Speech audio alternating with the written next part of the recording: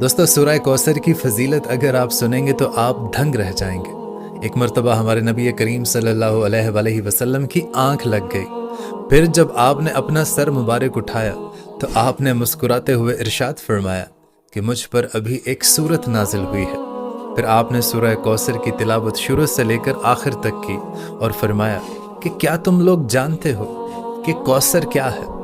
تو صحابہ اکرام عرض کرنے لگے کہ یا رسول اللہ اور اللہ کا رسول ہم سے بہتر جانتے ہیں۔ تو ہمارے نبی پاک صلی اللہ علیہ وآلہ وسلم نے ارشاد فرمایا کہ وہ جنت میں ایک نہر ہے جس کا میرے رب نے مجھ سے وعدہ فرمایا ہے۔ اور دوستو اب سورہ کوثر کی فضیلت سنیے گا۔ اگر کسی شخص کو کسی دشمن سے ڈر ہو کہ وہ آپ کو نقصان پہنچا سکتا ہے تو اس شخص کو چاہیے کہ روزانہ کثرت کے ساتھ سورہ کوثر کی تلاوت کیا کرے۔ اللہ پاک اس کو دشمن کے ہر شر سے محفوظ رکھے گا۔ اور دوستو جو شخص سورہ کوثر کی ہر روز تلاوت کرتا ہے تو اللہ تعالیٰ اس انسان کے رزق میں اضافہ فرما دیتا ہے اور اس کے مال کو ہر بری نظر سے بچاتا ہے۔ اور دوستو اگر آپ کی شادی نہیں ہو رہی اور آپ چاہتے ہیں کہ میری شادی اس جگہ ہو جو میرے لیے بہتر ثابت ہو، یا جس شخص کو اگر آپ پسند کرتے ہیں آپ اسی کے ساتھ شادی کرنا چاہتے ہیں، تو کثرت کے ساتھ ہر روز سورہ کوثر پڑھنے کا معمول بنا لیجیے۔ انشاءاللہ تعالی اللہ کے فضل و کرم سے آپ کی شادی اپنے من پسند شخص کے ساتھ ہوگی یا وہاں پر ہوگی جو آپ کے لیے بہتر ثابت ہوگی۔ اور دوستو اگر آپ کے جسم کے کسی بھی حصے میں درد رہتا ہے تو آپ کو چاہیے کہ آپ زیتون کا تیل لیں اور 21 بار سورہ کوثر پڑھیں۔ اول اور آخر 11 مرتبہ آپ نے درود شریف پڑھنا ہے اور اس تیل پر آپ دم کر لیں اور اس تیل سے پھر جہاں پر آپ کو درد ہے اس حصے پر آپ مالش کریں۔ انشاءاللہ تعالی اللہ پاک کے فضل و کرم سے آپ کو راحت ملے گی۔ اور دوستو اگر میاں بیوی آپس میں بہت زیادہ لڑتے جھگڑتے رہتے ہوں، آپس میں محبت نہ ہو، تو اس جوڑے کو چاہیے کہ کسی بھی میٹھی چیز کو پکا کر اس پر 21 مرتبہ سورہ کوثر پڑھ کر دم کریں اور ایک دوسرے کو کھلائیں۔ انشاءاللہ تعالی اللہ کے فضل و کرم سے جوڑے میں محبت پیدا ہوگی۔ اور دوستو اگر آپ کو لگتا ہو کہ آپ کے رزق میں کمی ہے تو آپ کو چاہیے کہ رات کو اٹھ کر تہجد کی نماز ادا کرے اور نماز ادا کرنے کے بعد 41 بار سورہ کوثر کی تلاوت کرے اور اللہ تعالیٰ کے حضور دعا کرے۔ اور یہ عمل وہ 40 دن اگر لگاتار کر لے تو انشاءاللہ تعالی اللہ کے فضل و کرم سے اس کے رزق میں بڑھوتری ہوگی اور اس کے رزق میں برکت بھی ہوگی۔ اور دوستو اگر آپ نے کسی کا قرض دینا ہو اور آپ قرض کی وجہ سے بہت پریشان رہتے ہوں تو آپ کو چاہیے کہ ہر روز 40 مرتبہ سورہ کوثر کی تلاوت کیا کریں اور اول اور آخر 11 مرتبہ درود شریف پڑھا کریں۔ انشاءاللہ تعالی اللہ پاک ایسے اسباب پیدا فرما دیں گے کہ آپ کا قرض ادا ہو جائے گا۔ اور دوستو یہ وظیفہ بہت ہی خاص ہے۔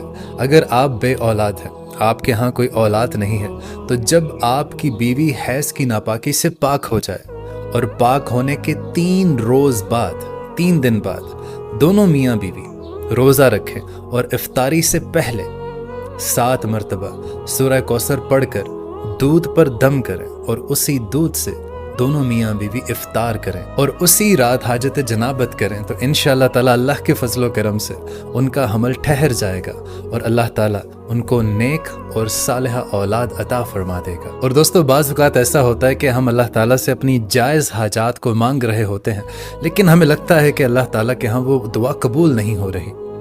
اگر آپ کی کوئی جائز حاجت ہے، آپ کی کوئی مراد ہے جو پوری نہیں ہو رہی، تو آپ کو چاہیے کہ مغرب کی نماز کے بعد 7 مرتبہ آپ نے سورہ کوثر کی تلاوت کرنی ہے اور اول اور آخر 4 مرتبہ آپ نے درود ابراہیمی کی تلاوت کرنی ہے اور اللہ کے حضور دعا کریں اور ہر روز کریں۔ انشاءاللہ تعالی اللہ کے فضل و کرم سے جلد از جلد وہ آپ کی جائز جو حاجت ہے اللہ تعالیٰ وہ مکمل کر دے گا۔ اور دوستو اگر آپ ایک طالب علم ہیں اور آپ چاہتے ہیں کہ آپ امتحانات میں اچھی کارکردگی کریں، اچھے نمبرز لے کر آئیں، تو آپ خوب محنت کریں۔